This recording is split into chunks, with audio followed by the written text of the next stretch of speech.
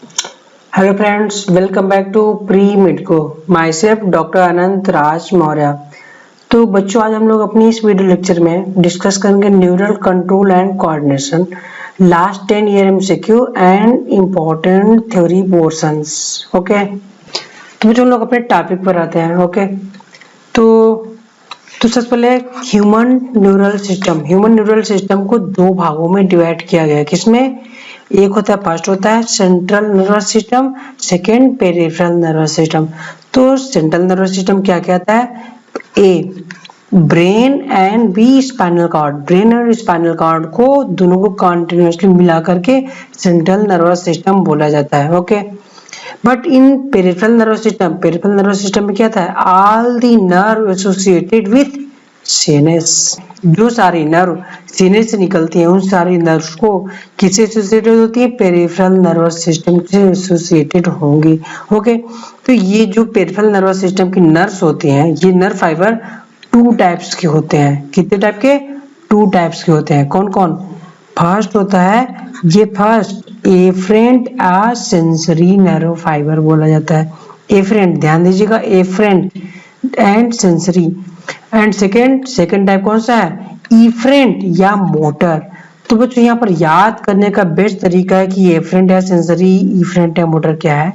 तो एफरेंट या सेंसरी मतलब सेंसेशन, जिस चीज का सेंसेशन हम लोग देखते हैं, मतलब कोई हम लोग को चींटी काटती है, ठीक है, हम लोग देखते हैं, सूंघते हैं, सुनते हैं, ये क्या है? सेंसेशन है। जैसे हम लोग को पैर में अगर किसी चींटी ने कट किया, कोई चींटी काटती है, तो क्या होगा? हमें पेन महसूस होगा।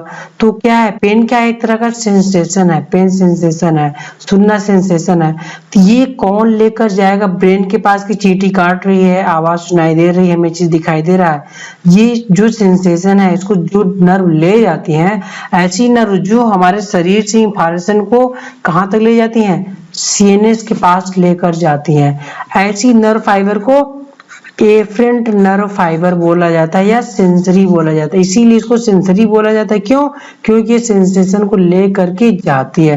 ट्रांसमिट इम्पल्स फ्रॉम टिश्यू या organ to CNS, means tissue organ से सीएनएस के पास लेकर जाएगी। एफरेंट या सेंसरी बोलेंगे। क्लियर? अब आपको रटना नहीं पड़ेगा एफरेंट या सेंसरी क्यों बोलते हैं इसको। सेंसरी मतलब सेंसेशन को ले जाते, इसलिए सेंसरी बोलते हैं। नेक्स्ट टाइप ऑफ नर्व कौन सी है? Next type of nerve efferent या मोटर नर्व फाइबर होती है। इफरेंट या मोटर मींस मसल्स। अब सीएनएस क्या करता है? सीएनएस को इंफॉर्मेशन मिली सेंसरी नर्व के थ्रू या एफरेंट के थ्रू कि चींटी काट रही है पैर में। अब उसको हटाना है चींटी को। कैसे हटाएंगे? वो इंफॉर्मेशन देगी किसको? मसल्स को इंफॉर्मेशन देती है कि जाओ उसको चींटी को हटाओ। ठीक है, ऐसी नर्व जो इस मसल्स को इंफॉर्मेशन दे और मसल्स के थ्रू वर्क कराए, मसल से कार्य करवाए, मसल्स को कार्य करवाए, मसल्स से एक्टिवेट करवाए, उसको क्या बोलते हैं? मोटर मींस मसल होता है। मसल के थ्रू कार्य करवाने को मोटर बोलेंगे। तो ऐसी नर्व जो इन मसल्स के थ्रू कार्य करवाती है, मसल्स को इंफॉर्मेशन दी काम करने के लिए, कार्य करने के लिए, ऐसी नर्व फाइबर को मोटर या इफरेंट बोलते हैं। तो ये क्या हो जाएगा? Impulse from CNS to organ या टिश्यू के पास इंफॉर्मेशन लेकर जाती है। ऐसी नर्व फाइबर को मोटर या इफरेंट नर्व फाइबर बोलते हैं। Okay, clear? तो sensory nerve fibre and motor nerve, two type of the nerve fibre हम लोगों ने डिस्कस कर लिया। ओके, नेक्स्ट टाइप क्या आता है कि पेरिफेरल नर्वस सिस्टम मोटा मोटा तीन भागों में डिवाइड किया जाता है। First somatic neural system, second autonomic neural system, third digital neural system. Okay, तो सोमैटिक न्यूरल सिस्टम क्या होता है? सोमैटिक न्यूरल सिस्टम वो है जो सीएनएस से इंफॉर्मेशन स्केलेटल मसल को लेकर जाए, मींस स्केलेटल मसल को जो इंफॉर्मेशन लेकर जाएगा उसको क्या बोलेंगे? मोटर नर्व बोलेंगे। तो सोमैटिक नर्वस सिस्टम ये मोटर के थ्रू कार्य करेगा, मतलब स्केलेटल मसल को इंफॉर्मेशन देगा तो क्या हो जाएगा? मोटर नर्व हो जाएंगे। तो सोमैटिक न्यूरल सिस्टम सीएनएस से स्केलेटल मसल या वॉलेंट्री मसल्स को भी इंपल्स सेंड करेगा, वो सोमैटिक नर्वस सिस्टम का पार्ट होगा। याद रखिए, सोमैटिक स्केलेटल मसल या वॉलेंट्री मसल को भेजेगा सीने से। ओके, नेक्स्ट आता है autonomic nervous system. Autonomic nervous system CNS से किसके पास जाएगा, सीएनएस टू इनवॉलेंट्री ऑर्गन या स्मूथ मसल्स ऑफ बॉडी के पास लेकर जाएगा। ये ऑटोनोमिक नर्वस सिस्टम का पार्ट हो जाता है। तो ऑटोनोमिक नर्वस सिस्टम को कितने 2 पार्ट्स में डिवाइड किया गया है, किसमें, sympathetic and parasympathetic nervous system.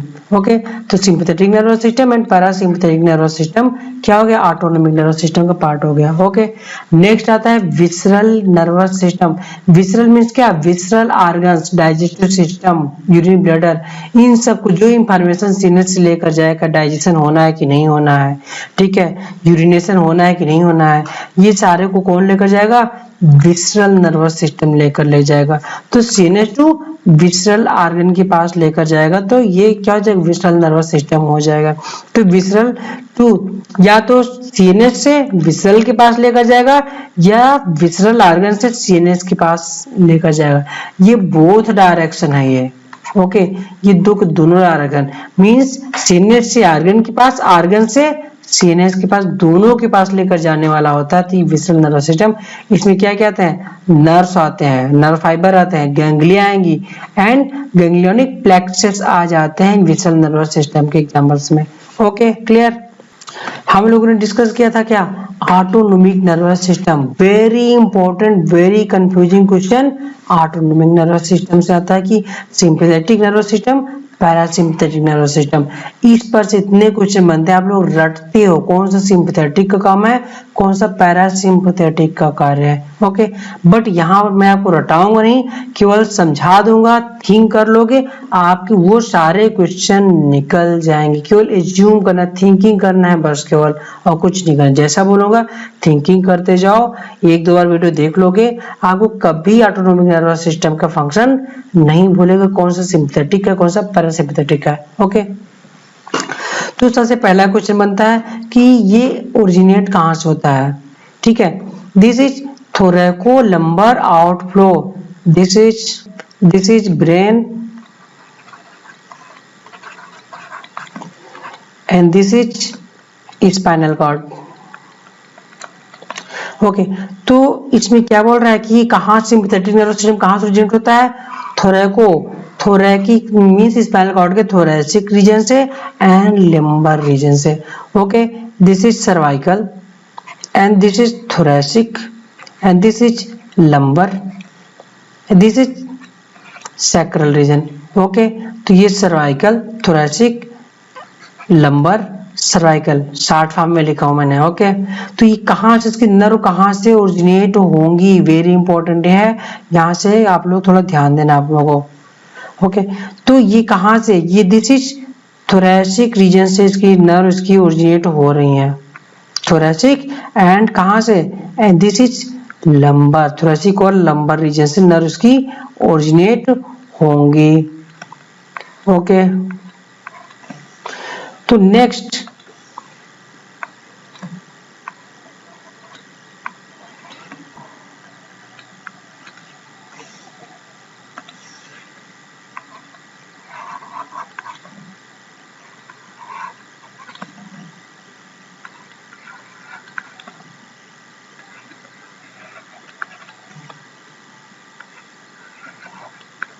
तो ये डायग्राम मैंने बनाया सिंपैथेटिक का। सिंपैथेटिक, तो सिंपैथेटिक नर्वस सिस्टम कहाँ से राइज हुआ, थोरैसिक और लंबर रीजन से।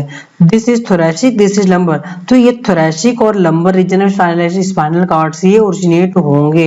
ओके, तो यहाँ पर ध्यान देना, मैंने 2 कलर, एक ग्रीन कलर बनाया है, एक पिंक कलर से, और नेक्स्ट ब्लू कलर से। तो blue colours is known as ganglia, blue colour का जो है वो गैंग्लिया है, ठीक है। और ये जो ग्रीन कलर का है, दिस इज ये गैंग्लिया का, ये गैंग्लिया के पहले के जो फाइबर्स होते हैं इनको प्री गैंग्लियाटिक नर्व फाइबर बोला जाता है, और जो बाद निकलते हैं इनको पोस्ट गैंग्लियानिक नर्व फाइबर बोलते हैं। तो this is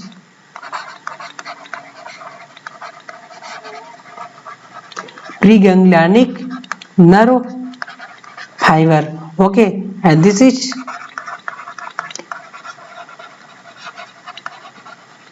post ganglionic nerve fibre. Okay, तो pre ganglionic nerve fibre, post ganglionic nerve fibre. Clear. याद रहना चाहिए आप लोगों को। तो प्री गैंग्लियनिक, ध्यान दीजिए, प्री गैंग्लियनिक गैंग्लिया कहाँ पर, स्पाइनल कॉर्ड के जस्ट नजदीक में है ये। ओके, तो प्री गैंग्लियनिक जस्ट नजदीक में, तो प्री गैंग्लियनिक छोटे फाइबर्स है, पोस्ट गैंग्लियनिक लॉन्ग फाइबर है। ओके, तो यहाँ पर एक चीज ध्यान देना है। तो सिंपथेटिक, अब हम लोग क्वेश्चंस पर आते हैं कि sympathetic ganglia in the form of sympathetic trunk near the spinal cord, ये गैंग्लिया कहाँ पर है, ये गैंग्लिया कहाँ पर है, नियर दी स्पाइनल कॉर्ड के नजदीक है। देख लो ये क्या है, स्पाइनल कॉर्ड के नजदीक में गैंग्लिया ये है, और ये लॉन्ग है। तो ये pre ganglionic fibre sympathetic nervous system का छोटा होगा, और पोस्ट गैंग्लियनिक लॉन्ग फाइबर है इसके मुकाबले। आप लोग डायग्राम से इजिली समझ सकते हो। Clear? Hence pre ganglionic fibre are short. Pre ganglionic क्या है, प्री गैंग्लियनिक फाइबर क्या है, शॉर्ट है। तो प्री गैंग्लियनिक फाइबर इसके क्या है, ये शॉर्ट है। Okay, clear? Then post ganglionic fibre क्या है, लॉन्ग है। तो पोस्ट गैंग्लियनिक फाइबर क्या है, इसके लॉन्ग हो गए हैं। Okay, post ganglionic fibre long, very important question यहाँ से बनता है, बन सकता है। ओके, अब नेक्स्ट क्वेश्चन जो राइज होता है कि pre ganglionic fibre, pre ganglionic fibre sympathetic का क्या होगा,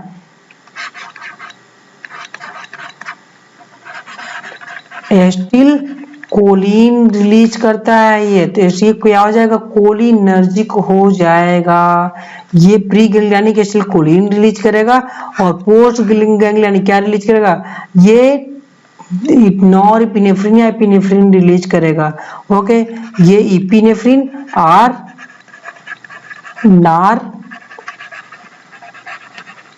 एपिनेफ्रिन रिलीज करेगा। तो पोस्ट गैंग्लियनिक फाइबर क्या रिलीज करेगा, एपिनेफ्रिन और नॉरएपिनेफ्रिन रिलीज करेगा। इसका सिंपथेटिक का केवल सिंपथेटिक है जो कि एपिनेफ्रिन या नॉरएपिनेफ्रिन रिलीज करता है।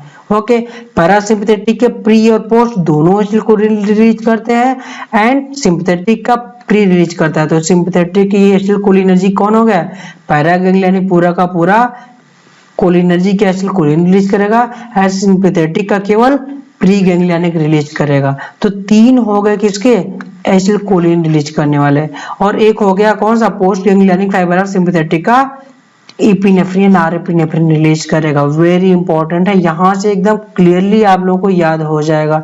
Okay, clear? तो नेक्स्ट क्या है, post ganglionic nerve fibre are adrenergic, neurotransmitter epinephrine या नॉरएपिनेफ्रिन। केवल इतने क्वेश्चंस हैं यहाँ पर, ये आप कुछ डायग्राम से क्लियर हो जाएगा। ओके, नेक्स्ट हम लोग क्या देखते हैं, फंक्शन पर देखते हैं, जो मोस्ट इंपॉर्टेंट फंक्शन आता है यहाँ पर, इसका फंक्शन। तो आप लोग फंक्शन रटते हो, केवल रटते हो उसके फंक्शंस को। तो मैं आपको बताऊंगा कि इसको रटना नहीं है, कैसे इसको याद करना है। ओके, तो सिंपथेटिक नर्वस सिस्टम ये नॉर्मल बॉडी फंक्शन का नहीं होता है, ये इमरजेंसी कंडीशन में या टेंशन में जब होता है, आदमी स्ट्रेस कंडीशन में रहता है, तो ये कब वर्क करता है, ये वर्क करेगा sympathetic work in stress condition and कब, फाइटिंग के समय, इमरजेंसी कंडीशन,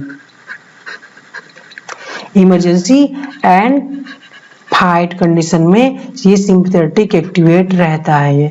ओके, आप लोग ध्यान दो कि इमरजेंसी कंडीशन या फाइटिंग के समय आपके जो जो चेंजेस होंगे वो सारे चेंजेस सिंपथेटिक के आ जाएंगे। थिंकिंग करो कि आपको लड़ाई करना है, कोई बंदा आपको मारने आ गया डंडे से, ठीक है, लाठी से मारने आ गया किसी चीज से, तो आपके अंदर क्या चेंजिंग होगी, आपके अंदर चेंजिंग होगी कि तुरंत आप भी एक्टिव हो जाओगे लड़ने के लिए। आपको जान बचानी है, जान बचानी है तो आपको उससे लड़ना पड़ेगा।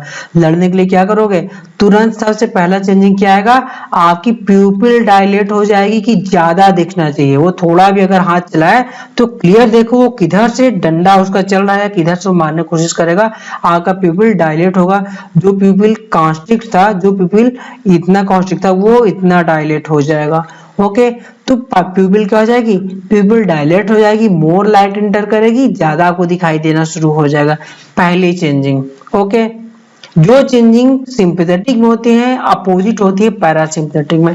तो प्यूपिल इसका डायलेट हो जाएगा लड़ने के लिए, जबकि पैरासिम्पैथेटिक में कॉन्स्ट्रिक्ट हो जाएगा, अपोजिट रहेगा। तो ऑब्जेक्ट अपोजिट रहेगा। ओके, तो आप एक याद रखो, दूसरे को भूल जाओ।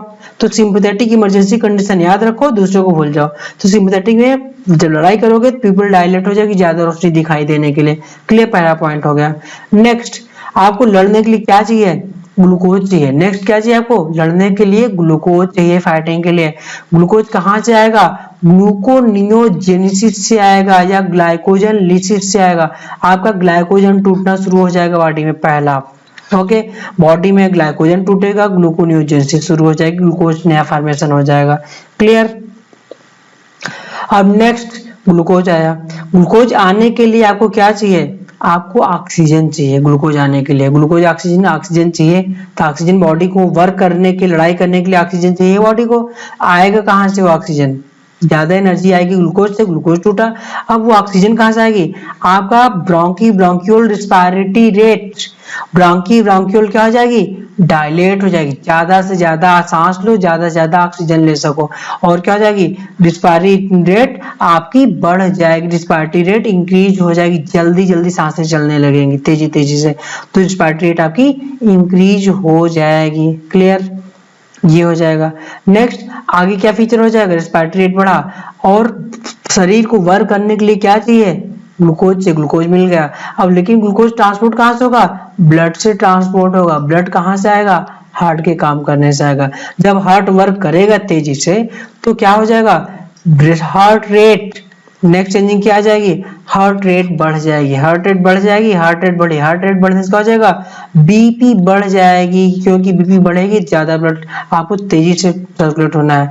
तो जब बीपी बढ़ेगी तो वैसो कॉन्स्ट्रिक्शन होगा, तभी बीपी बढ़ सकती है। ओके, तो वैसो कॉन्स्ट्रिक्शन हो जाएगा, बीपी बढ़ जाएगी, हार्ट रेट बढ़ जाएगी। ठीक है, ये सारी कंडीशन हो गई आपको क्या? लड़ाई करने के लिए, जिससे बॉडी कैपेसिटी इंक्रीज हो सके। ओके, नेक्स्ट क्या आपका चाहिए? नेक्स्ट आपको चाहिए कि आपका खाना आपने खाया हुआ है, बट अगर आपका यूरिनेशन हो गया, यूरिनेशन आपको पेशाब करने का मन करने लगा, या फिर डिफिकेशन आपको लैट्रिन जाने का मन किया, क्या लड़ाई कर पाओगे? नहीं। तो शरीर कहता है, बॉडी कहता है पहले यार बच लड़ाई से, जिंदा रहेंगे तो बाद में पेशाब और लैट्रिन कर लिया जाएगा। क्लियर। तो क्या करता है सिंपैथेटिक? आपका यूरिनेशन आपका स्टॉप कर देगा, पेशाब आपका लगना बंद हो जाएगा, पेशाब के सारे स्फिंक्टर स्टॉप हो जाएंगे, स्फिंक्टर आपके कॉन्स्ट्रिक्ट हो जाएंगे, पेशाब नहीं हो सकती है। आपका डिफिकेशन मींस लैट्रिन आपको नहीं जाना है, आपका लैट्रिन का स्फिंक्टर ही क्लोज हो जाएगा। यूरिनेशन डिफिकेशन दो के दोनों स्टॉप हो जाएंगे। एंड क्या होगा? आपने खाना खाया, अगर खाना खाने के बाद खाना पचने के लिए क्या चाहिए? ब्लड चाहिए, ब्लड सर्कुलेशन चाहिए। आपको लड़ना है तो क्या आपका खाना पचेगा? ब्लड आपको बॉडी में चाहिए, चारों तरफ ब्लड चाहिए, तो खाना पचना स्टॉप हो जाएगा, डाइजेशन स्टॉप हो जाएगा, डाइजेस्टिव जूस वगैरह सारे सेक्रेशन स्टॉप हो जाएंगे, क्योंकि आपको लड़ना है, खाना नहीं पचाना है। ओके, तो डाइजेस्टिव जूस वगैरह का सेक्रेशन, सारी चीजें डाइजेस्टिव फंक्शन स्टॉप हो जाएंगे। ओके, ये हो गया। अब नेक्स्ट फंक्शन पर क्या आते हैं हम लोग? नेक्स्ट फंक्शन हम लोगों का आता है सेक्सुअल फंक्शन। सेक्सुअल फंक्शन में क्या होता है कि आपको लड़ाई करना है और आप सेक्स कर रहे हो, तो क्या होगा? कोई आ जाएगा तो क्या करोगे? तो आपका बॉडी क्या कहता है कि पहले यार लड़ दो, बाद में सेक्स कर लेना। ठीक है, तो आपको क्या करता है? ऑन द स्पॉट वो इजैकुलेट करवा देगा। तो सिंपैथेटिक सिस्टम का क्या है कि इजैकुलेट करवा दो, इंसेमिनेट करवा दो, इजैकुलेशन हो जाए, जाओ पहले लड़ाई करो। तो इस सिंपैथेटिक सिस्टम में क्या होगा? इजैकुलेशन हो जाएगा, इंड्यूस इजैकुलेशन, जिससे कि अब इजैकुलेट हो और तुरंत जाकर लड़ाई करो। ठीक है, तो सिंपैथेटिक सिस्टम में क्या हो जाएगा? इजैकुलेशन हो जाता है। जबकि पैरासिम्पैथेटिक क्या करता है? पैरासिम्पैथेटिक पेनिस का इरेक्शन करवाता है। इरेक्शन काम किसका है? पैरासिम्पैथेटिक का है, बट इजैकुलेशन किसका है? सिंपैथेटिक का काम होता है। वेरी इंपॉर्टेंट, बहुत इंपॉर्टेंट क्वेश्चन बनता है कि इजैकुलेशन और इरेक्शन किसका काम है? तो इजैकुलेशन सिंपैथेटिक का काम होता है। और यही कंडीशन है कि जब स्ट्रेस कंडीशन होती है व्यक्ति की, जब कोई बंदा स्ट्रेस कंडीशन में रहता है तो उसका कौन सा सिस्टम एक्टिवेट रहेगा, सिंपैथेटिक सिस्टम एक्टिवेट रहेगा। जब वो सिस्टमेटिक कंडीशन सिंपैथेटिक सिस्टम उसका एक्टिवेट रहेगा, स्ट्रेस कंडीशन में तनाव में है, तो क्या होगा, वो कभी भी सेक्सुअल फंक्शन करने जाएगा तो ऑन द स्पॉट उसका एजुकुलेशन हो जाता है, परफॉर्मेंस नहीं कर पाता है, टाइम नहीं हो पाता उसका। यही वजह है कि जो आज की मेट्रो सिटीज या फिर जो इतनी तनाव भरी जिंदगी है, स्ट्रेसफुल लाइफ है, उस समय सिंपैथेटिक सिस्टम के एक्टिवेट होने की वजह से एजैकुलेशन ऑन द स्पॉट हो जाता है ये, ठीक है। तो इसलिए सबसे बेस्ट टाइम क्या होता है कि आपको जब भी कभी ऐसी एक्टिविटी करनी हो, सेक्सुअल एक्टिविटी करनी हो, तो फ्री माइंड सबसे बेस्ट होता है। जब आपका सिंपैथेटिक सिस्टम एक्टिवेट ना हो, कोई स्ट्रेस ना हो, तो सबसे आप बेस्ट परफॉर्म कर सकते हैं। सो प्लीज जब भी कुछ ऐसा मौका मिले तो आप फ्री माइंड हो करके रहें, ओके। और यही कर इसीलिए कि जब किसी की लाइफ होती है तो क्या करता है, शादी के तुरंत बाद कहाँ जाता है, हनीमून मनाने जाता है। क्यों, क्योंकि देश दुनिया की सारी चीजों को छोड़ दिया जाता है, सारे टेंशन को दूर छोड़ दो, उसके बाद जाओ लाइफ एंजॉय करो, क्योंकि आप बेस्ट कर सकते हो। अगर आपने ये गलती की तो आप शक के दायरे में आ जाओगे, ओके। तो आगे से ध्यान रखिए। तो मैं ज्यूम करता हूं कि आपका सिंपैथेटिक सिस्टम क्लियर हो चुका होगा। अब पैरासिम्पैथेटिक नर्वस सिस्टम की बारी आती है, ओके। तो पैरासिम्पैथेटिक नर्वस सिस्टम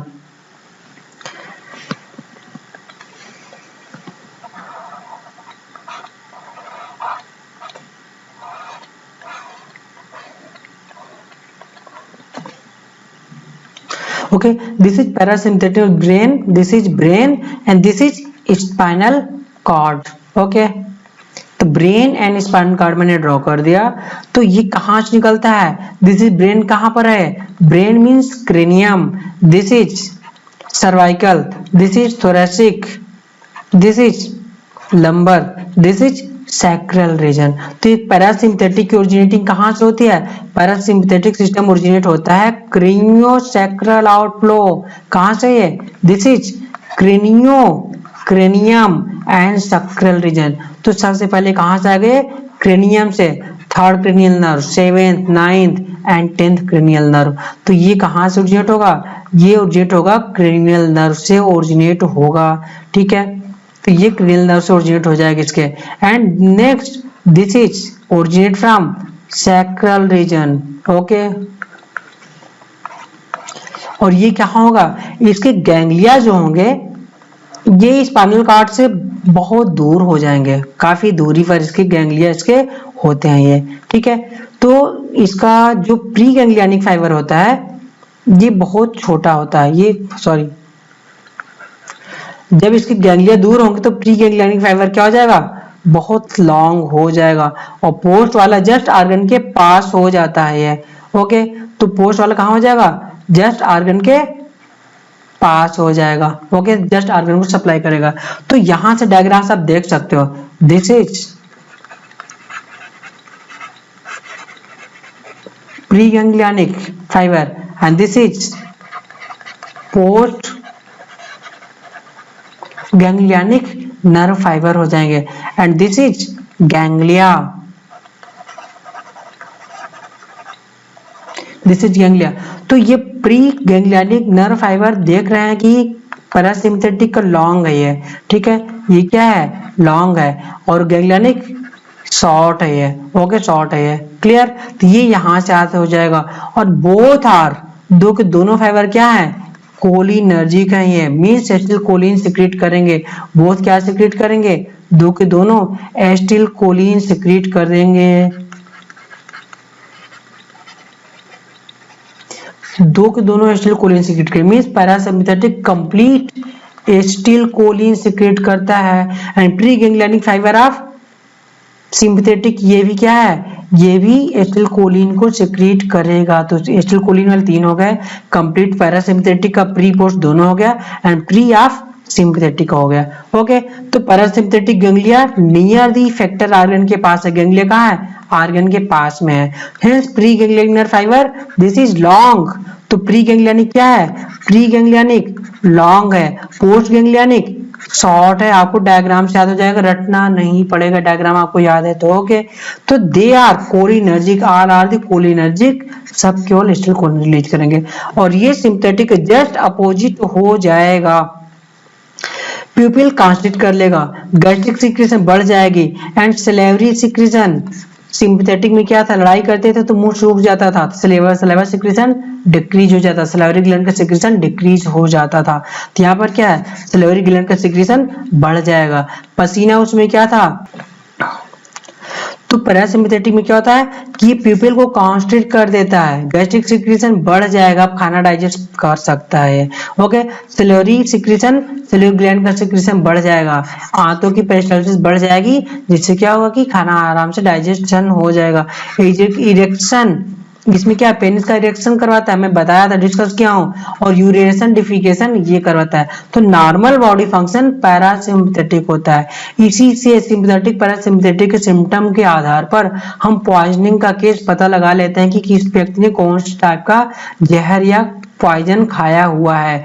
मीन्स अगर ये सारे सिम्टम मिलते हैं जो इधर हैं तो क्या हो जाएंगे, सिंपैथेटिक सिम्पैथेटोमिमेटिक, मतलब उसने ऐसा जहर खाया है जिसका सिंपैथेटिक सिस्टम उसका एक्टिवेट हो चुका है ये ओके। तो उससे क्लियर हो जाएगा, उसका प्यूपिल डायलेट रहेगी तो सिंपैथेटिक बढ़ा हुआ है। और पैरासिम्पैथेटिक में क्या हो जाएगी, पैरासिम्पैथेटिक जैसे कि खेतों में किसान लोग क्या करते हैं, जो दवाई छिड़कते हैं सारी पैरासिम्पैथेटिक एसिटिलकोलिन को बढ़ाती हैं, ठीक है। तो वो कोई खा लेगा तो उसकी प्यूपिल क्या होगी, कॉन्स्ट्रिक्ट हो जाएगी। तो हम लोग जान जाएंगे कि ये पैरासिम्पैथेटिक दवा खाया हुआ है, तो कौन सा ट्रीटमेंट देंगे, सिंपैथेटिक वाला उसको मेडिसिन ट्रीटमेंट कर देंगे तो वो नॉर्मल बंदा ठीक हो जाएगा ओके। क्लियर, तो हम लोग सिंपैथेटिक पैरासिम्पैथेटिक अच्छे से डिस्कस किए हैं। नेक्स्ट आप लोग इसको एक दो बार वीडियो जरूर देखें, ये आपका क्लियर हो जाएगा, कभी भूलेगा नहीं, आप लोग इतना थिंकिंग कर लिए तो okay. Next, now common neurons, तो मल्टीपोलर न्यूरॉन्स, सबसे पहला क्या है, multipolar neuron, one axon two और मोर डेंड्राइट, एक्सॉन एक होगा या दो या अधिक से डेंड्राइट पाए जाएंगे। सी कहाँ ये पाए जाएंगे multipolar neuron, cerebral cortex, means इसका डायग्राम क्या हो जाएगा, this is cell body and this is axon, but this is dendrite, this is dendrite okay. तो दिस इज डेंड्राइट हो जाएंगे एंड दिस इज एक्सॉन हो जाएगा, सेल बॉडी सब में एक ही रहेगी।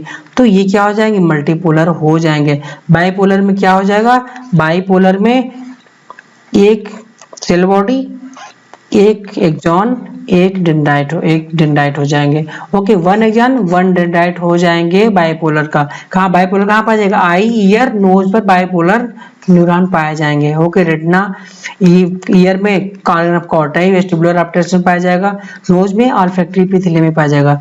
तो आई में, रेटिना में, ईयर में, इनर ईयर में organ of Corti and vestibular apparatus में पाया जाएगा ओके। नोज में ऑल्फैक्टरी एपिथेलियम पाया जाएगा। Unipolar neuron dendrite absent, only क्या एक्सॉन पाए जाएंगे, बस केवल एक्सॉन एंड सेल बॉडी पाई जाएगी, यूनिपोलर हो जाएगी, ये एम्ब्रियोनिक स्टेज में पाया जाता है ओके। सूडो यूनिपोलर कहाँ पाया जाएगा, dorsal root ganglia of spinal cord में करेक्टरिस्टिक है सूडो यूनिपोलर, यहाँ पाया जाएगा ओके।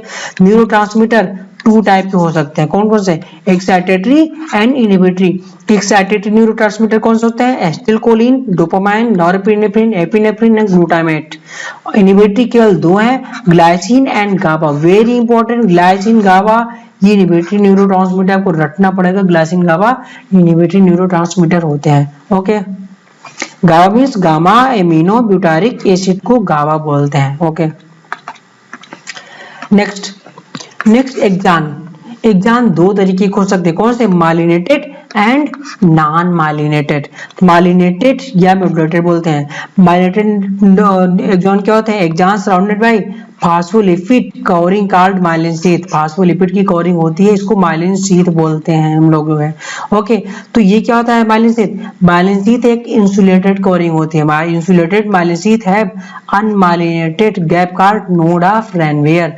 तो क्या होता है कि जब कुछ स्थानों पर जगह जगह जो माइलिन शीथ होती है एब्सेंट होती है, उसको क्या बोलते हैं लोग, नोड ऑफ रेनवियर बोलते हैं, जो कि मैं नेक्स्ट डायग्राम में क्लियर कर दूंगा नोड ऑफ रेनवियर क्या होता है। थ्रू विच साल्टेटरी कंडक्शन होता है, मीन्स अगर ये न्यूरॉन्स हो जाएगा, this is myelin sheath okay, ये माइलिन कोरिंग रहेगी। तो यहाँ पर साल्टेटरी कंडक्शन की बात कर रहा है कि यहाँ से फास्ट कंडक्शन होगा, बट यहाँ से नेक्स्ट आने के लिए कूद कर जाएगा क्योंकि गैप ये है। इसी को क्या बोलते हैं, इस गैप को नोड ऑफ रेनवियर बोला जाता है। इस गैप को नोड ऑफ रेनवियर बोलते हैं। ठीक है, इस गैप को क्रॉस करने के लिए इंपल्स को कूदना पड़ेगा, सॉल्टेशन करना पड़ेगा, इसलिए क्या बोलते हैं, saltatory conduction of the impulse होता है यहाँ पर ये माइलिनेटेड में। Okay, impulse transmission is faster, myelin sheath है तो फास्टर ट्रांसमिशन होगा। नॉन माइलिनेटेड में माइलिन शीथ एब्सेंट, तो एक जान है ये कंटिन्यूअस ऐसे रहेगी, नो माइलिन शीथ। तो नो सॉल्टेटरी, कंटिन्यू कोई कूदने की आवश्यकता नहीं है तो कंटिन्यू ट्रांसमिशन हो जाएगा, तो नो सॉल्टेटरी कंडक्शन होगा। इंपल्स ट्रांसमिशन स्लोअर होगा, स्लोअर होता है। ठीक है, माइलिन शीथ। नेक्स्ट क्वेश्चन जो बनता आया क्वेश्चन है नीट में कि myelin sheath secreted by Schwann cells and peripheral nerve, ठीक है, and oligodendrocyte. Myelin sheath secreted by क्या, स्वान सेल एंड ओलाइगोडेंड्रोसाइट। बहुत इंपॉर्टेंट ये क्वेश्चन आया हुआ है नेट में कि माइलिन शीथ किसके द्वारा सिंथेसाइज होता है। ठीक है, okay. Next, cell body contain Nissl granules. तो नील ग्रेन्यूल कहाँ पाया जाएगा, सेल बॉडी में पाया जाएगा और डेंड्रॉइड में पाया जाएगा। वेरी इंपॉर्टेंट है कि सेल नील ग्रेन्यूल कहाँ कहाँ पाया जाता है। सेल बॉडी में पाया जाएगा और डेंड्रॉइड में पाया जाता है नील ग्रेन्यूल्स। ओके, नेक्स्ट कि नील ग्रेन्यूल, नेक्स्ट क्वेश्चन बनता है कि नील ग्रेन्यूल किसका किसका फॉर्मेशन होता है। नील ग्रेन्यूल बनता है किसका, आरएनए पार्टिकल्स एंड राइबोसोम का मिल करके नील ग्रेन्यूल बनता है। कंसर्न विद प्रोटीन सिंथेसिस, क्योंकि इसमें राइबोसोम पाया जाएगा तो प्रोटीन सिंथेसिस से रिलेशन है। Nissl granule absent in axon. Nissl granule कहाँ कहाँ पाया जाएगा, नील ग्रेन्यूल्स किसमें किसमें पाया जाएगा, दो स्थानों पर, सेल बॉडी एंड कहाँ पर, डेंड्राइट्स में पाया जाएगा। Okay, next granules present in cell body and dendrites and absent in axon में एब्सेंट होता है। वेरी इंपॉर्टेंट क्वेश्चन इसका नेक्स्ट ग्रेन्यूल्स के बारे में। ओके, तो नेक्स्ट क्वेश्चन क्या था कि ये ग्लियल सेल्स, ग्लियल सेल कितने तरीके की होती हैं, ये मल्टीपल टाइप की होती हैं। ये क्या करते हैं, नर्वस सिस्टम को पैकेजिंग में हेल्प करती है, पैकिंग में। Okay, first type glial cell कौन सी है, एस्ट्रोसाइट सेल। ये लार्जेस्ट होती है, क्या फॉर्म करती हैं, ये ब्लड ब्रेन बैरियर फॉर्मेशन में हेल्प करती हैं। वेरी इंपॉर्टेंट क्वेश्चन आया हुआ है कि माइलिन शीथ कौन बनाता है, ये क्वेश्चन आ चुका है। बट नेक्स्ट क्वेश्चन आएगा कि blood brain barrier form by astrocyte cell के द्वारा बनेगा। ओके, एंड ओलाइगोडेंड्रोसाइट, ये माइलिन शीथ इन सीएनएस में माइलिन शीथ का फॉर्मेशन करता है ओलाइगोडेंड्रोसाइट। ओके, माइक्रोग्लियल सेल क्या होती है, phagocytic cells of the CNS known as microglial cell होती हैं ये। ओके, ये मेसोडर्मल ओरिजिन की होंगी। बाकी सीएनएस, ऑल सीएनएस क्या होता है, एक्टोडर्मल ओरिजिन का होगा, बट ये अकेला है जो कि माइक्रो, ये फैगोसिटिक माइक्रोग्लियल सेल क्या है, ये मेसोडर्मल ओरिजिन का होगा। Okay, next, this is the diagram of the typical neuron या टिपिकल न्यूरॉन। ये न्यूरॉन का डायग्राम है। This is multipolar neuron, this is dendrite, multiple dendrite, this is cell body. Okay, this is cell body and this is dendrite and this is axon. This is axon, one axon, one cell body and greater than one dendrite, multiple है तो किसका multiple, ये क्या है, multipolar neurons है। Okay, तो ये आप लोग ध्यान दीजिए इसमें डायग्राम में कि ये जो डॉटेड डॉटेड है, दिस इज नील ग्रेन्यूल। कहाँ कहाँ पाया जा रहा है, सेल बॉडी में पाया जा रहा है और डेंड्राइट में तो पाया जा रहा है नील ग्रेन्यूल, बट क्या एक्सॉन में है, एक्सॉन में एब्सेंट है, कौन, नील ग्रेन्यूल एब्सेंट है। तो ये सेल बॉडी में पाया जाएगा और डेंड्राइट्स में पाया जाएगा Nissl granule, but absent in axon में एब्सेंट है। ओके, नेक्स्ट एक्सॉन के ऊपर कवरिंग किसकी है, स्वान सेल की कवरिंग है। स्वान सेल क्या सीक्रेट करती है, माइलिन शीथ फॉर्म करती है माइलिनेटेड नर्व फाइबर में। ओके, अब at the place of Schwann cell absent है, यहाँ पर क्या है, माइलिन शीथ एब्सेंट है। ये क्या बोलते हैं इसको, ये नोड ऑफ रेनवियर बोलते हैं। इस प्लेस को जहां पर माइलिन शीथ एब्सेंट होती है उसको नोड ऑफ रेनवियर बोल देते हैं। ओके, एक्सॉन आगे डिवाइड होकर क्या बनाता है, एक सिनेप्टिक नॉब एक्जान टर्मिनल बनाता है और फाइनली टिप नोन है सिनेप्टिक नॉब फॉर्म करता है ये। अब सिनेप्टिक नॉब नेक्स्ट, जैसे कि ये सिनेप्टिक नॉब है, ये कई न्यूरॉन का आकर के इस डेंड्राइट से अटैच हो जाएगा और ये क्या करेगा, मल्टीपल कनेक्शन में हेल्प करता है। ये जाकर के सिनेप्टिक नॉब नेक्स्ट अदर किसी न्यूरॉन के डेंड्राइट से फॉर्मेशन कर लेता है ये। Okay clear. तो इंपल्स कहाँ जाएगी, डेंड्राइट से इंपल्स। वेरी इंपॉर्टेंट क्वेश्चन ये बनता है कि इंपल्स का ट्रांसमिशन किधर से किधर होगा। इंपल्स का ट्रांसमिशन होगा डेंड्राइट से किधर, सेल बॉडी की ओर होगा। वेरी इंपॉर्टेंट, डेंड्राइट से सेल बॉडी की इंपल्स का ट्रांसमिशन होगा और सेल बॉडी से एक्जान की ओर होगा। ये अवे होगा, एक्जान की ओर होगा, सेल बॉडी से एक्जान की ओर होगा। तो ये डायरेक्शन है नर्व इंपल्स के ट्रांसमिशन का। ये अदर किसी सिनेप्टिक नॉब या अदर किसी न्यूरॉन्स इंपल्स को लेगा, डेंड्राइट लेगा, डेंड्राइट लेगा सेल बॉडी को देगा, सेल बॉडी नेक्स्ट आगे अदर किसी एक्जान के थ्रू अदर किसी न्यूरॉन्स को ट्रांसमिट कर देगी impulse. Okay next, generation and conduction of nerve impulse. Very important, very confusing topic कि नर्व इंपल्स का जनरेशन कैसे होगा, बहुत इंपॉर्टेंट है, जो कि आप लोग हमेशा मिस्टेक करते होते हो, हमेशा भूल जाते हो, हमेशा गलत करते हो। सबसे इंपॉर्टेंट, सबसे कंफ्यूजिंग टॉपिक नर्व्स का है वो नर्व इंपल्स कंडक्शन है।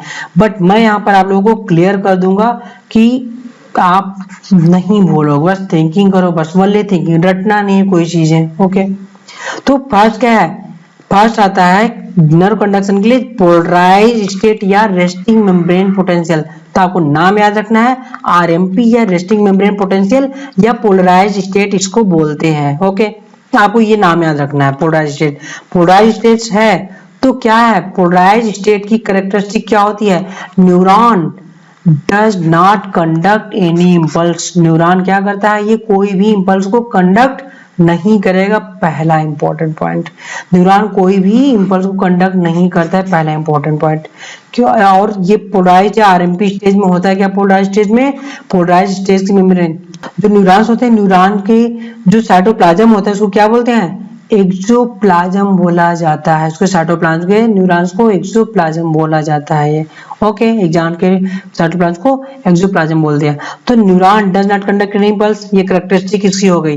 क्यों ऐसा होता है, दिस इज इसका पोलराइज स्टेट में जो एक जोनल मेम्ब्रेन होती है, जो एक्जान की मेम्ब्रेन होती है, ये परमीबल किसके लिए होंगी, पोटेशियम के लिए तो परमीबल होंगी और nearly impermeable to sodium ion and negatively charge protein के लिए इम्परमिएबल होती है। वेरी इंपॉर्टेंट क्वेश्चंस कि पोलराइज स्टेट में न्यूरॉन की मेम्ब्रेन क्या होंगी, पोटेशियम के लिए परमिएबल होंगी, सोडियम और प्रोटीन के लिए इम्परमिएबल होंगी, नियरली इम्परमिएबल होंगी। क्लियर, याद रखिएगा, more permeable to potassium and nearly impermeable to sodium and negatively charge and very important point है ये। ओके नेक्स्ट, इन एक्सोप्लाज्म मतलब साइटोप्लाज्म ऑफ एक्जान को एक्सोप्लाज्म बोल दिया। एक्सोप्लाज्म में क्योंकि पोटेशियम के क्या बोलते हैं, इंट्रासेलुलर आयन बोला जाता है, तो सेल के अंदर एक्सोप्लाज्म या साइटोप्लाज्म है तो पोटेशियम मोर है, high concentration of potassium and protein का हाई कंसंट्रेशन है, but low concentration of sodium का एक्सोप्लाज्म के अंदर लो कंसंट्रेशन है। लेकिन सेल के बाहर आउटसाइड पोटेशियम कम होता है, ये पोटेशियम प्रोटीन कम है और सोडियम ज्यादा होती है। वेरी इंपॉर्टेंट, आपको याद रखना है कि एक्स्ट्रा सेलुलर कंपोनेंट में सोडियम ज्यादा होता है, इंट्रासेलुलर कंपोनेंट में पोटेशियम एंड प्रोटीन ज्यादा है। ये नॉर्मल कॉन्सेप्ट है। और नेक्स्ट कॉन्सेप्ट आपको याद रखना पड़ेगा क्या, तो जो लोग डिस्कस कर रहे हैं कि सोडियम कर रहे हैं, सोडियम मैंने क्या कॉन्सेप्ट बताया कि सोडियम जहां जाता है पॉजिटिव चार्ज लेकर जाएगा और जहां से जाएगा वहां निगेटिव चार्ज क्रिएट कर देगा। ओके तो this is extracellular fluid, this is intracellular fluid. ठीक है, एक्स्ट्रासेलुलर फ्लूइड में सोडियम ज्यादा होता है। एज्यूम करते हैं यहाँ पर कितना है, यहाँ पर 10 सोडियम है। ओके 10 यहाँ पॉजिटिव चार्ज 10 था, okay negative charge 5 negative charge था। ठीक है, इंट्रासेलुलर फ्लूइड में कितना है, ये इंट्रासेलुलर फ्लूइड में ये 5, एज्यूम करते हैं यहाँ पर क्या है, ये 5 मीन्स 6 मान लेते हैं, 6 पॉजिटिव चार्ज है और 3 नेगेटिव चार्ज था। Okay 6 positive 3 negative charge. Okay clear, but जैसे सोडियम एंट्री करेगा, सोडियम क्या किया, सोडियम एक्स्ट्रा सेलुलर से इंट्रासेलुलर जाएगा, जैसे सोडियम एंट्री करता है ये, ठीक है। मान लेते हैं कि 2 सोडियम एक्स्ट्रा सेलुलर से इंट्रासेलुलर जाएगा, तो 2 यहाँ पर पॉजिटिव चार्ज लेकर आ जाएगा, 2 यहाँ लेकर आएगा। अब चेंजिंग क्या हो जाएगी, चेंजिंग में क्या क्या इसमें परिवर्तन आएगा चेंजिंग में कि 2 सोडियम यहाँ से गया, तब पॉजिटिव चार्ज कितना बचेगा, 8 पॉजिटिव चार्ज बचेगा, और निगेटिव कितना हो जाएगा, 2 निगेटिव क्रिएट कर देगा ना, 5 2 7 निगेटिव हो जाएगा, ओके। और 6 पॉजिटिव यहाँ था, अब 6 2 6 और 2 आने के बाद 8 पॉजिटिव चार्ज हो जाएगा। नेगेटिव कितना हो जाएगा, ये 3 निगेटिव था, 2 पॉजिटिव आ गया, तो क्या हो जाएगा, ये 1 निगेटिव बचेगा, ओके। ये कॉन्सेप्ट आपको याद करना पड़ेगा कि सोडियम जहां जाएगा पॉजिटिव लेकर जाएगा, और जहां से जाएगा वहां निगेटिव क्रिएट कर देगा। ये कॉन्सेप्ट आपको याद करना पड़ेगा। यही कॉन्सेप्ट पूरे नर्व इम्पल्स ट्रांसमिशन में, यही पूरा कॉन्सेप्ट सोडियम का याद करना है। सोडियम का या कोई भी होगा आपको याद करना पड़ेगा कि नर्व इम्पल्स में केवल एक कॉन्सेप्ट है कि पॉजिटिव जहां जाएगा वहां पॉजिटिव क्रिएट करेगा, जहां जाएगा वहां निगेटिव क्रिएट करेगा। सिंपल सा कॉन्सेप्ट बस। चाहे सोडियम ट्रांसमिट करो, चाहे प्रोटीन ट्रांसमिट करो, चाहे पोटेशियम ट्रांसमिट करो, बट चार्ज के अनुसार उसका ट्रांसमिशन होगा। क्लियर। तो हम लोग आते हैं कि आरएमपी पर। इतना हम लोग ने डिस्कस कर लिया, तो हम लोग डिस्कस करेंगे आरएमपी होता क्यों। ये due to sodium potassium pump की वजह से आरएमपी डेवलप होता है, resting membrane potassium, due to sodium potassium pump. ये क्या यूज करता है, ये एटीपी यूज करता है। और याद रखिए कि जितनी भी केवल लाइफ, जो हम लोगों की लाइफ चलती है, जो एनर्जी हम लोगों को माइटोकॉन्ड्रिया से मिलती है एटीपी, वो केवल और केवल यही सोडियम पोटेशियम पंप को चलाने के लिए यूज होती है। मीन्स अगर ये कहा जाए कि पूरी लाइफ क्या है, एक शब्दों में पूरी लाइफ सोडियम पोटेशियम पंप है। ये सोडियम पोटेशियम जिस दिन पंप स्टॉप हो जाएगा उस दिन हम लोगों की डेथ हो जाएगी। सोडियम पोटेशियम पंप चल रहा है तो हम लोग जीवित बने हुए हैं। तो सोडियम पोटेशियम पंप को ही चलाने के लिए माइटोकॉन्ड्रिया क्या करता है, ग्लूकोज को बर्न करता है और एनर्जी निकालता है, वो एटीपी देता है किसको, सोडियम पोटेशियम पंप को चलने के लिए। Okay clear. तो sodium potassium pump active transport होता है, क्या करता है, ये क्वेश्चन सबसे पहले आता था, अभी भी आता है। वेरी इंपॉर्टेंट ये है कि सोडियम पोटेशियम पंप में क्या होता है, 3 सोडियम आउट 2 पोटेशियम इन, बहुत इंपॉर्टेंट है। यही क्वेश्चन कई बार ऑप्शन के रूप में देता रहता है ये। ओके याद रखिए, 3 सोडियम बाहर जाएगा, 2 पोटेशियम अंदर की ओर आएगा। अभी आप लोग रट रहे हो, ठीक है। अभी मैं बताऊंगा, इसको रटना नहीं है, क्योंकि सबसे कंफ्यूजिंग होता है कौन कितना बाहर जाए कितना अंदर, ये सबसे ज्यादा कंफ्यूजिंग होता है ये। ओके तो इसको रटना नहीं पड़ेगा, मैं समझा दूंगा, आप कभी नहीं भूलोगे। एक कॉन्सेप्ट थिंक कर लोगे, कभी भूलना नहीं पड़ेगा कि 3 अंदर जाता है कि 2 बाहर जाता है, ये कंफ्यूजन दूर हो जाएगा आप लोगों का। तो अभी इस समय आप लोग याद करो कि 3 सोडियम बाहर 2 पोटेशियम अंदर आएगा। अभी इस समय रट लो, बट नेक्स्ट पेज पर मैं आप लोगों को क्लियर कर दूंगा। ओके तो इसमें क्या है, सो आउटर सरफेस, जब 3 सोडियम बाहर जाएगा तो बाहर की ओर क्या हो जाएगा, बाहर पॉजिटिव चार्ज, क्योंकि सोडियम ज्यादा बाहर जा रहा है ना, 3 सोडियम गया बाहर, 3 पॉजिटिव क्रिएट किया, ठीक है। अंदर 3 निगेटिव क्रिएट कर दिया उसने, 3 बाहर पॉजिटिव, अंदर 3 निगेटिव क्रिएट किया। And inner surface is negative, so अंदर क्या हो जाएगा, निगेटिव हो जाएगा। क्यों, क्योंकि 2 पोटेशियम बाहर से अंदर आया ना, 2 पोटेशियम बाहर से अंदर आएगा, 2 पोटेशियम बाहर निगेटिव क्रिएट करा और 2 पोटेशियम अंदर पॉजिटिव, तो क्या हो जाएगा, नेट गेन क्या हो जाएगा, 1 पॉजिटिव बाहर गेन हुआ, 1 निगेटिव अंदर गेन हो जाएगा इस पंप की वजह से। ओके सो अंदर की ओर क्या हो जाएगी, निगेटिव चार्ज, बाहर की ओर पॉजिटिव चार्ज हो जाएगी। ये क्वेश्चन पूछता है कि जो क्वेश्चन बनता है कि आरएमपी में या पोलराइज स्टेट में बाहर क्या चार्ज होगा, बाहर पॉजिटिव चार्ज होगा, अंदर नेगेटिव चार्ज होगा। इसकी वैल्यू -70 मिली वोल्ट होती है। मैं डायग्राम में आपको शो कर रहा हूं, this is sodium potassium pump, this is sodium potassium pump, ये है ये। ओके इसकी वजह से क्या है, बाहर पॉजिटिव चार्ज है ये, जबकि एक्सोप्लाज्म में नेगेटिव चार्ज है, एक्सोप्लाज्म में नेगेटिव चार्ज, बाहर पॉजिटिव चार्ज ये है। ओके आप लोग इस डायग्राम से देख सकते हो, this is polarised state. Polarised state में क्या होगा, बाहर पॉजिटिव अंदर नेगेटिव। वेरी इंपॉर्टेंट, यही क्वेश्चन डायरेक्ट बनता है कि पोलराइज्ड में क्या होगा, बाहर पॉजिटिव अंदर निगेटिव हो जाएगा। ओके, क्लियर हो गया? नोट कर लीजिएगा इसको। ओके, तो क्वेश्चन यहाँ पर क्या क्या बनेगा? क्वेश्चन ये बनता है एक्सोप्लाज्म में कौन ज्यादा होगा? पोटेशियम ज्यादा होगा, सोडियम कम होगा। About that, potassium come, sodium ज्यादा, एक क्वेश्चन ये बनेगा।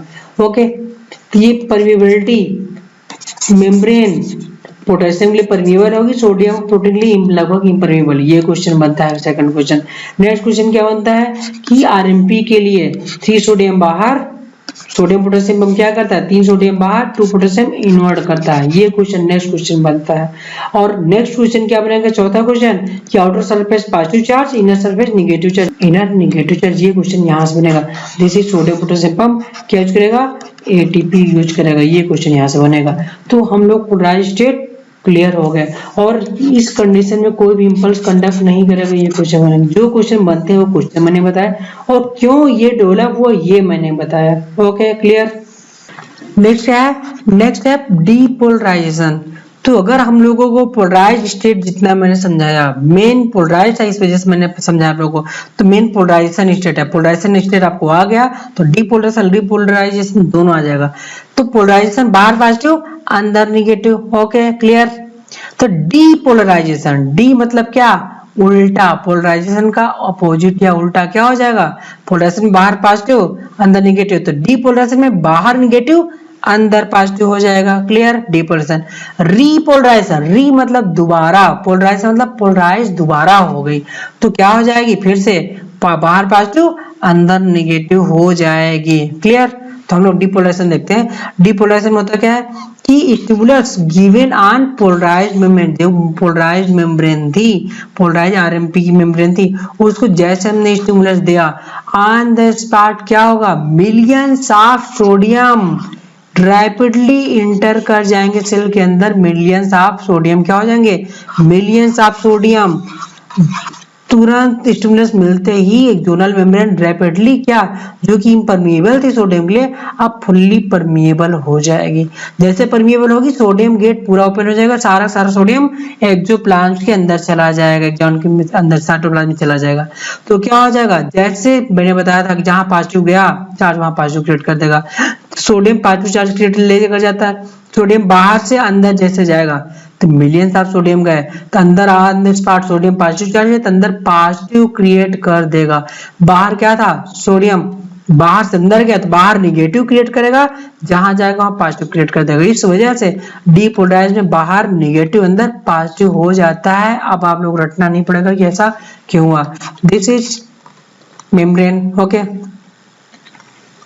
ये क्या था? पहले बाहर अंदर निगेटिव था, बाहर पॉजिटिव था। ओके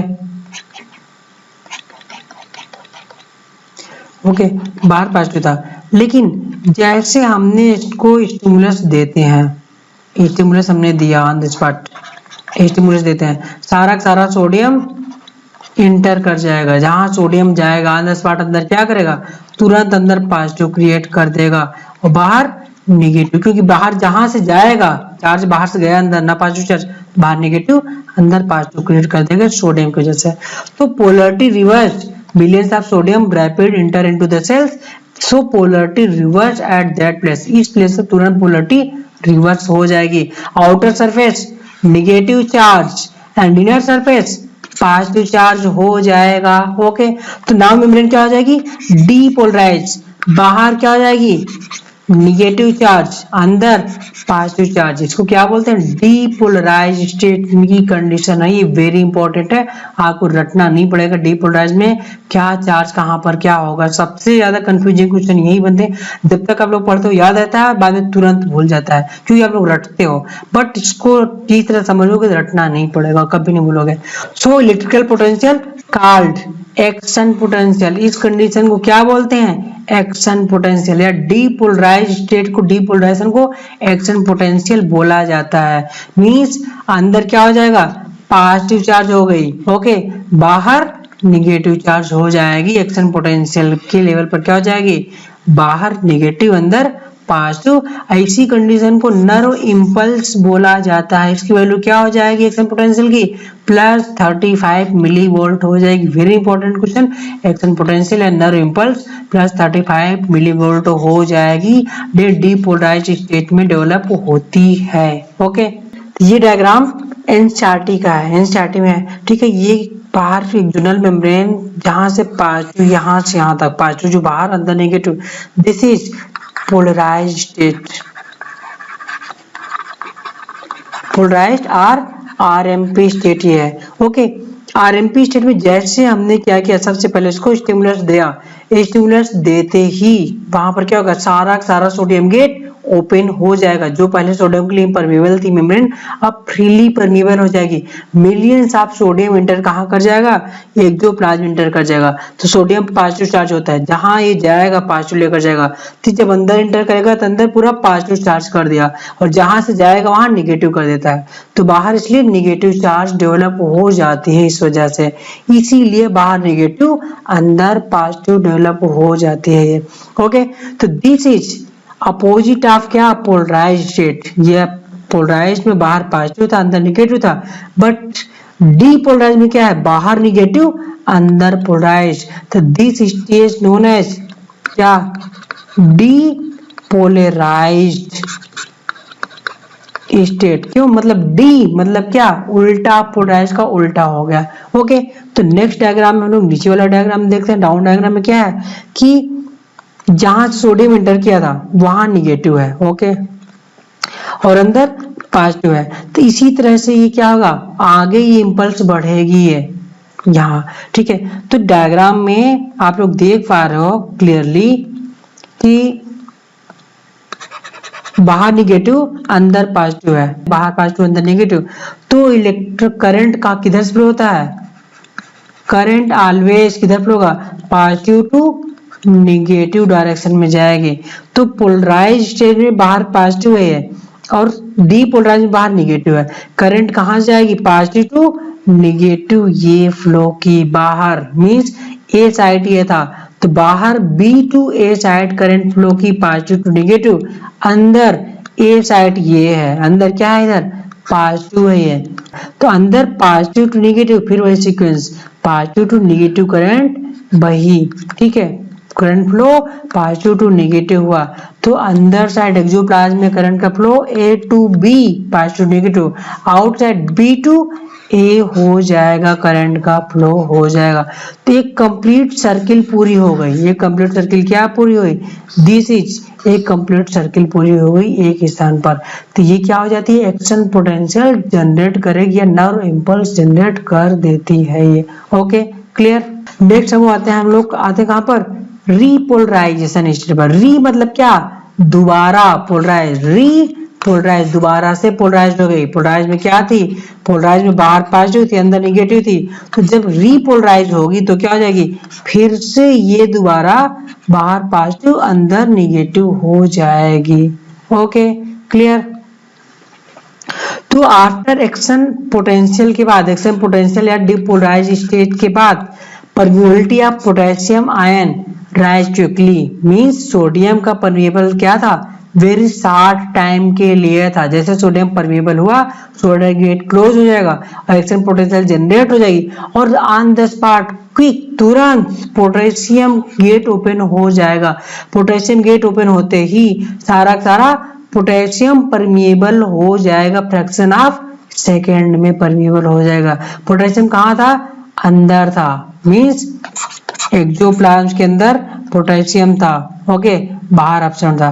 तो पोटेशियम यहाँ ज्यादा है, बाहर कम है, तो पोटेशियम गेट ओपन होती, पोटेशियम कहाँ जाएगा, अंदर से बाहर की ओर पोटेशियम जाएगा, मिलियंस ऑफ पोटेशियम। तो पोटेशियम जहां जाता है पॉजिटिव चार्ज है, मैंने एक चीज क्या बोला, पॉजिटिव चार्ज, जो चार्ज जहां से आएगा वहां पॉजिटिव क्रिएट करेगा, अपने स्थान पर निगेटिव। तो पोटेशियम पॉजिटिव अंदर से बाहर जाएगा, बाहर पॉजिटिव क्रिएट कर दिया, अंदर से जा रहा है पॉजिटिव तो अंदर नेगेटिव क्रिएट कर दिया। इस वजह से ये रीपोलराइजेशन स्टेट आ गई। तो रीपोलराइजेशन किसकी वजह से हुई, पोटेशियम की वजह से हुई। क्वेश्चन पूछता है कि रीपोलराइजेशन किसकी वजह से होती है, रीपोलराइजेशन किसकी वजह से हुई, पोटेशियम आयन की वजह से हुई। डीपोलराइजेशन सोडियम आयन की वजह से ये क्वेश्चन पूछता है, तो फ्रैक्शन ऑफ सेकंड में मिलियंस ऑफ पोटेशियम बाहर चले जाएंगे। ओके, तो potassium ion diffused outside the membrane, membrane के आउटसाइड डिफ्यूज हो जाएंगे एंड रीस्टोर आरएमपी को, रेस्टिंग मेम्ब्रेन पोटेशियम दोबारा बाहर पॉजिटिव अंदर निगेटिव स्टोर कर देंगे, इसको रीपोलराइज बोल दिया गया। Okay, so in condition of repolarise क्या हो जाएगा, बाहर पॉजिटिव अंदर negative, once again H RMP, मतलब आरएमपी जैसा दोबारा ये हो जाएगा। ठीक है, मतलब कि आगे मतलब दोबारा आरएमपी जैसा हो जाएगा। ओके, नेक्स्ट ये डायग्राम में मैंने रीपोलराइजेशन, डीपोलराइजेशन, आरएमपी तीन के तीनों के एक स्थान पर समझाने के लिए इंक्लूड कर दिया है। ओके, तो सबसे पहले हम लोग देखते हैं depolarised state. Depolarised state is due to sodium potassium pump, this is sodium potassium pump, 3 sodium बाहर जा रहा है, 2 पोटेशियम अंदर आ रहा है। सो पोटेशियम क्या होता है, ये पॉजिटिव चार्ज डेवलप हो गया, बाहर क्या हो जाएगा, पॉजिटिव हो जाएगा, अंदर नेगेटिव हो जाता है। दिस इज आरएमपी स्टेट, क्योंकि सोडियम ज्यादा बाहर जा रहा है, पोटेशियम कम आएगा, तो बाहर पॉजिटिव चार्ज डेवलप हो जाएगा, इस वजह से आरएमपी डेवलप हुआ यहाँ पर। ओके, नेक्स्ट क्या होता है कि जैसे हमने क्या दिया, स्टिमुलस दिया सोडियम के स्थान पर, जैसे हमने क्या किया, ये स्थान पर क्या दिया, स्टिमुलस देते हैं हम लोग। स्टिमुलस जैसे दिए, सारा सारा सोडियम गेट ओपन हो जाएगा, बाहर से मिलियन सोडियम अंदर आ जाएंगे, सो अंदर पॉजिटिव चार्ज डेवलप हो जाएगा, अंदर पॉजिटिव चार्ज डेवलप हो गया। ओके, जब अंदर पॉजिटिव चार्ज डेवलप हो जाएगा, ठीक है, तो ये साइड पर स्टिमुलस दिया था, तो ये साइड पर निगेटिव, बाहर निगेटिव हो गया, अंदर पॉजिटिव हो गया। तो यहाँ से बी का क्या है, जहाँ पोलराइज्ड स्टेट थी, बी में मैंने बताया था पॉजिटिव था पोलराइज्ड में, यहाँ डीपोलराइज में निगेटिव है, तो current positive to negative, B to A side current flow हुई बाहर, अंदर positive to negative, A to B side current flow होती है, ये करंट मैंने बता दिया था। तो डीपोलराइजेशन क्या हुआ, डीपोलराइजेशन होता है सोडियम की वजह से होता है, सोडियम की एंट्री करने की वजह से होता है, अंदर पॉजिटिव बाहर निगेटिव हुआ, ये क्यों हुआ, क्योंकि सोडियम अंदर एंटर किया, अंदर पॉजिटिव बाहर निगेटिव हो गया। ओके, बट रीपोलराइजेशन क्या होता है, क्योंकि मिली सेकंड समथिंग, बहुत मिली सेकंड के लिए सोडियम परमिएबल होता है, बाकी नेक्स्ट टाइम कंप्लीट फिर से इम्परमिएबल हो जाएगा सोडियम के लिए। जैसे सोडियम गेट क्लोज होगा, now on the spot potassium gate open हो जाएगा, पोटेशियम गेट ओपन हो जाएगा, सारा सारा पोटेशियम अंदर से बाहर जाएगा, जब पोटेशियम प्लस अंदर से बाहर जाएगा, बाहर पॉजिटिव चार्ज क्रिएट कर दिया, अंदर नेगेटिव क्रिएट कर दिया, दिस कंडीशन इज रीपोलराइज। देखिए डीपोलराइज और पोलराइज कैसा है, दिस इज पोलराइज्ड, तो ये दो के दोनों सेम सेम है, मतलब कि दोबारा से पोलराइज्ड हो गया, री मतलब दोबारा से पोलराइज्ड हो जाएगा, तो दोनों बाहर पॉजिटिव अंदर नेगेटिव हो जाएंगे। डिफरेंस क्या है कि RMP due to sodium potassium pump की वजह से होती है, डीपोलराइजेशन सोडियम की वजह से हुई, और रीपोलराइजेशन पोटेशियम की वजह से होती है। ओके, क्लियर, ठीक है। तो नॉर्मल कंडीशन में क्या होता है कि पोटेशियम गेट भी बाहर जाने के बाद क्लोज हो जाता है, ठीक है। तो एक कंडीशन मैंने बताया था डीपोलराइजेशन में, डीपोलराइजेशन में अंदर सोडियम आया, सोडियम आ तो गया, बट गेट सोडियम का क्लोज हो चुका है, सोडियम को बाहर जाना है, सोडियम बाहर ज्यादा होता है अंदर कम होता है, तो सोडियम को बाहर जाना है, सोडियम बाहर कैसे जाएगा, गेट तो क्लोज है, तो इस सोडियम को बाहर ले जाने वाला कौन होता है, ये सोडियम पोटेशियम पंप होता है, जो सोडियम को अंदर से बाहर ले जाता है।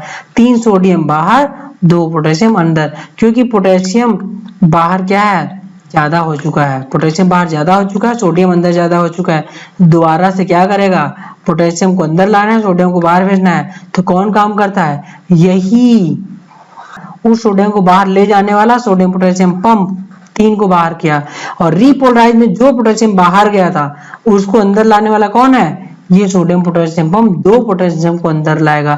आप समझ में आया कि ये क्यों 3 सोडियम बाहर जाता, 2 पोटेशियम अंदर आता, आप लोग रटते थे, तो ये इसीलिए ले जाता है 3 सोडियम को बाहर, क्योंकि ये जो डीपोलराइजेशन में सोडियम जो ज्यादा हो गया था, इस सोडियम को बाहर निकालने के लिए लेकर के जाता है ये।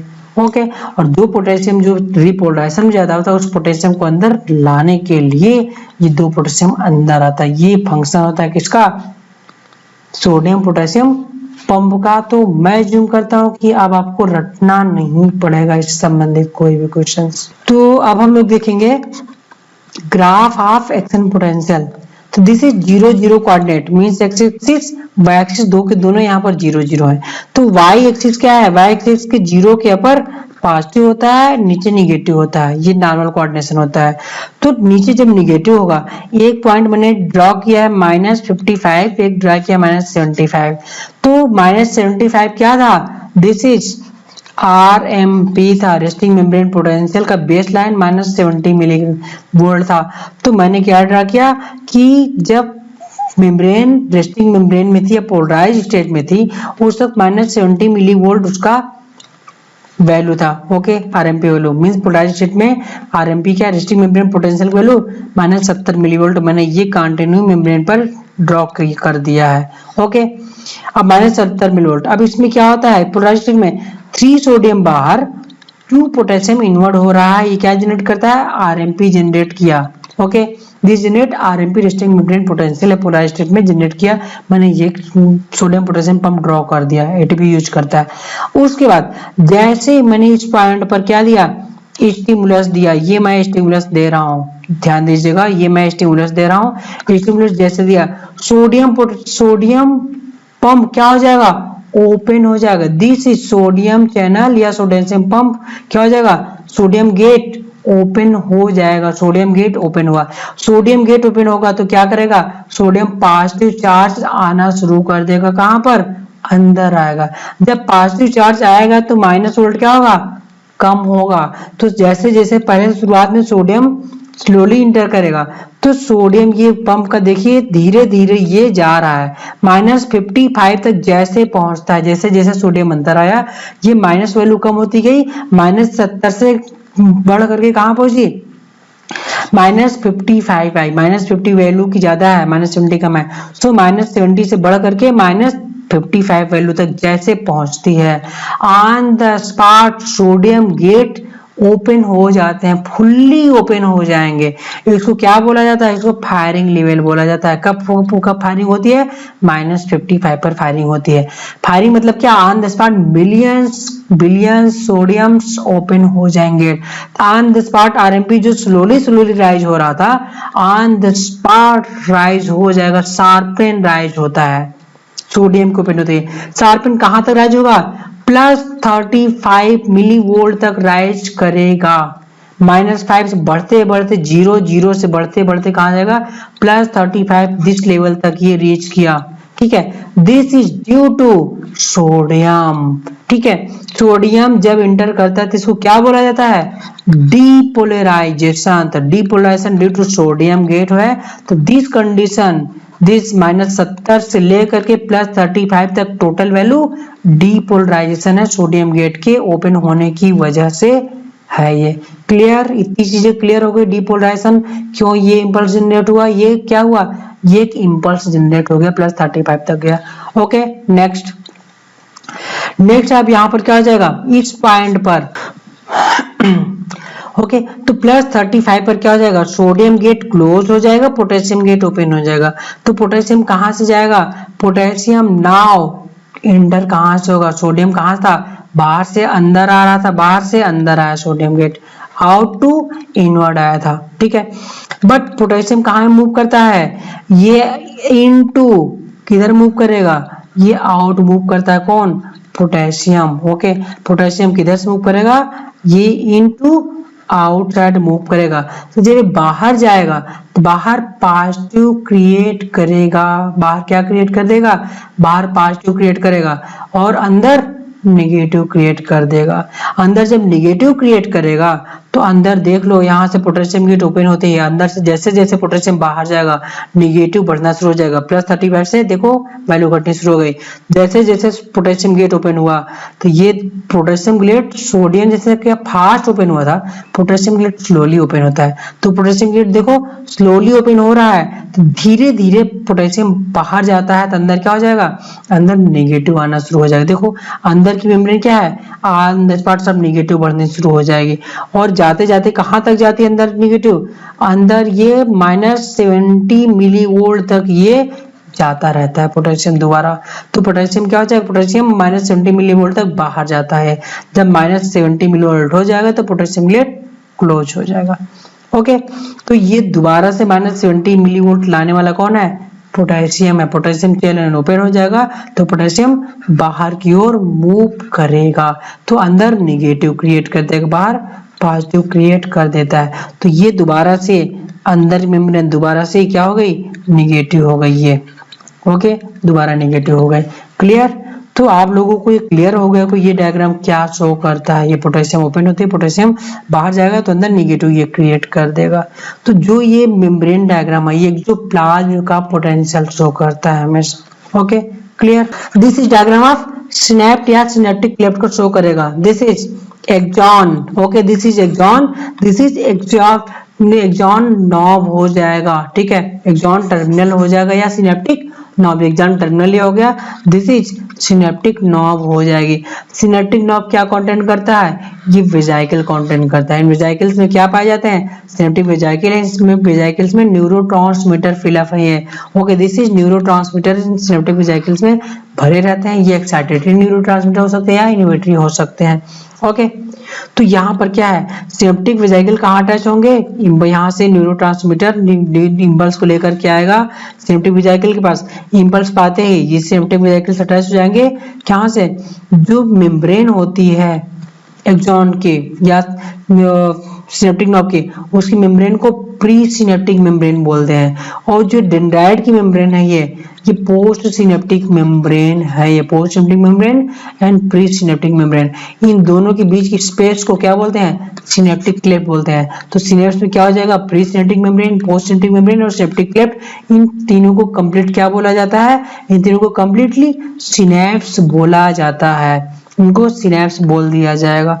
ओके, तो सिनेप्टिक वेजाइकल्स कहाँ, इम्पल्स आते ही ये आएंगे प्री सिनेप्टिक मेम्ब्रेन से अटैच होंगी और न्यूरोट्रांसमीटर रिलीज कर देंगे।